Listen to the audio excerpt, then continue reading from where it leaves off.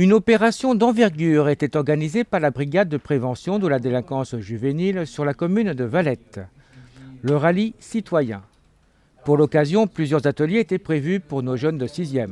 Donc en fait, la brigade de prévention de la délinquance juvénile est basée sur Nantes, nous sommes 6 et nous intervenons dans toutes les écoles du département de la Loire-Atlantique, zone gendarmerie, qui font appel à nos services pour aborder différents thèmes.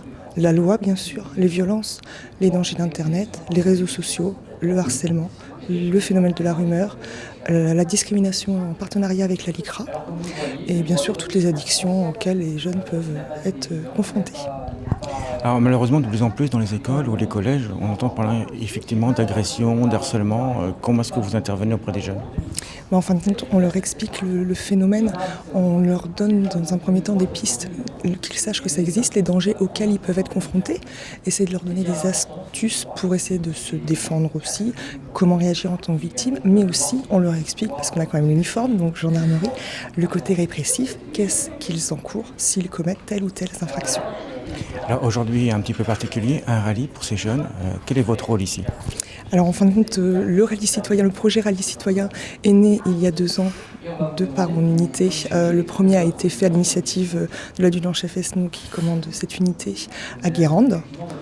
Il y a eu un très bon ressenti. L'année dernière, on a continué sur Nord-sur-Erdre et Ancenis.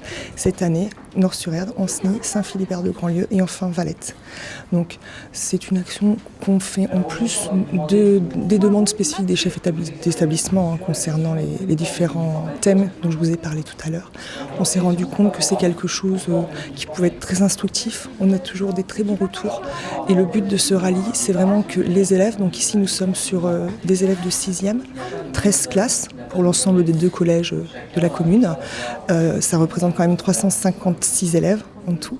Donc ils vont se déplacer en groupe classe dans l'ensemble de la commune sur différents sites. Par exemple ici la salle du conseil, parce qu'on trouve que c'est quand même très intéressant qu'ils prennent conscience de tous les acteurs qui œuvrent pour eux tous les jours, savoir ce que c'est qu'être citoyen. Ils ont des droits, mais ils ont aussi des devoirs. Et en fin de compte, on essaye de vraiment leur faire prendre conscience de ça. Mon équipe est beaucoup basée sur on respecte mieux ce que l'on connaît. Donc on essaye de leur faire prendre conscience de qui travaille pour eux, de la chance qu'ils ont aussi de tous ces droits, pour qu'ils puissent respecter ces personnes, les acteurs sur le terrain, mais aussi bien sûr tout ce qui est matériel, les biens publics, tout simplement pour que ça ne soit pas dégradé.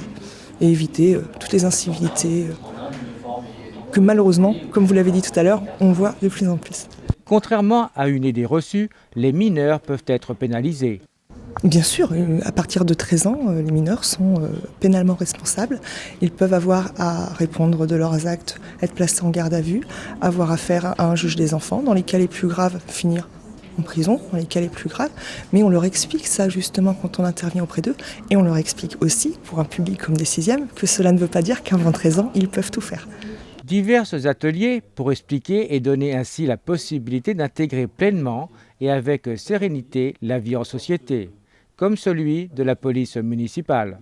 Et pourquoi vous ne pouvez pas aller dans le truc commun ? Justement, c'est parce que j'ai dit qu'on était employé par Madame le maire ou Monsieur le maire, et Monsieur ou Madame le maire n'est responsable que dans sa commune. Il ne peut pas être responsable dans la commune d'à côté. Être employé par le maire n'implique-t-il pas un manque d'objectivité dans certains différends ? Les différends, quand même, lorsqu'on a un différend de voisinage à régler, la base de départ, la base légale, ça reste la loi. Donc la loi, les règlements. Donc on ne peut pas déroger à ça. Madame le maire est garant de ces règlements. Donc on travaille dans ce cadre-là quand même. Sinon, en cas d'agression, bien sûr, vous n'êtes pas armé, enfin armé avec arme à feu. Si vous êtes dépassé par l'agression, comment vous faites ? Alors on restera, si on est dépassé par l'agression, on restera en retrait. Et on restera en observation. Et on fera venir à notre aide les gendarmes, bien entendu, qui sont eux armés et mieux préparés que nous, peut-être, pour ce genre d'intervention. Mais si, par exemple, les personnes sont proches de vous, vous ne pouvez pas reculer ou fuir Alors on est obligé d'intervenir. De toute façon, on a une obligation d'intervenir aussi. Donc ça fait partie de notre métier. Donc on sait qu'en commençant cette activité, on devra à un moment ou à un autre faire face à des difficultés. Donc il faut assumer ces difficultés. Je pense que c'est avant de devenir policier municipal qu'il faut y réfléchir, pas pendant. Une belle initiative organisée par la brigade de prévention de la délinquance juvénile qui a pu faire comprendre à nos jeunes les droits et les devoirs de chaque citoyen.